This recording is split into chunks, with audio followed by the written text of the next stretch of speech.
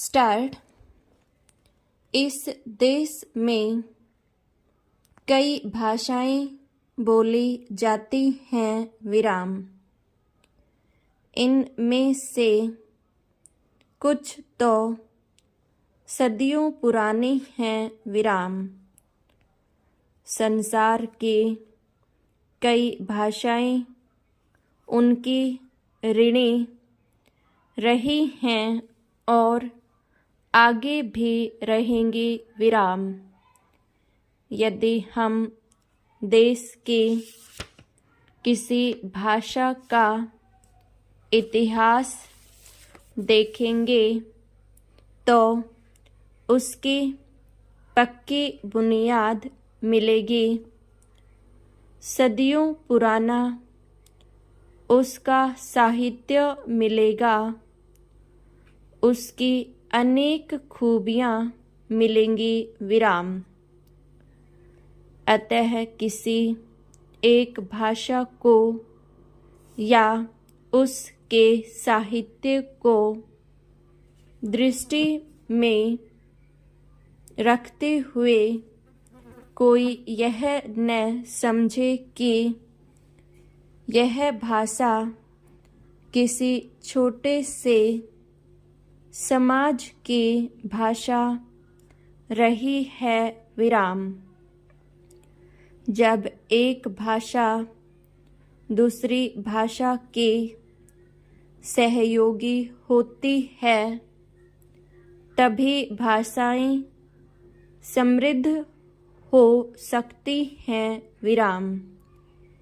यह इस नियम का सूचक है कि इस देश की भाषाओं में आपस में घनिष्ठता रही है विराम।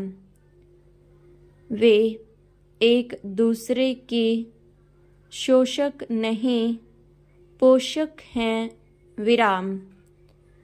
ऐसा ही हम समाजों के लिए भी कह सकते हैं विराम।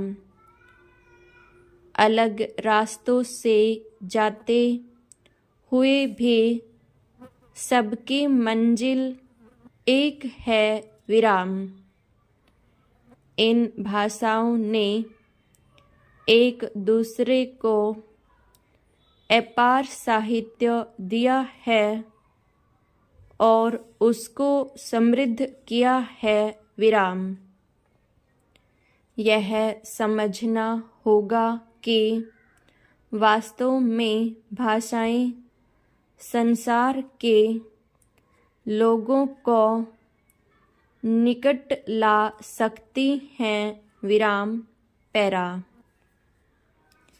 मुझे दुख के साथ कहना पड़ता है कि यहाँ के लोग ऐसा नहीं समझते विराम। अतः भाषा के विकास के लिए हमें एक दूसरे को सहयोग देना है विराम। उसके लिए इरादा पक्का हो तो मंजिल तक पहुँचना मुश्किल नहीं है, चाहे रास्ते में अनेक रोड़े आएं विराम। मगर यह उस समय तक नहीं हो सकता है जब तक कि आप सबका सहयोग इस काम में न मिले विराम। यह आवश्यक है कि हम इस दृष्टि से पग आगे बढ़ाएं जिसका उदाहरण आज से हजारों साल पहले इस देश के साधुओं ने दिया था विराम। तब लोग उनको पूजते थे और वे सही माने में साधक थे और समाज को सही रास्ता व रोशनी दिखलाते थे विराम। उस जमाने में कोई भी चीज असाध्य नहीं थी विराम।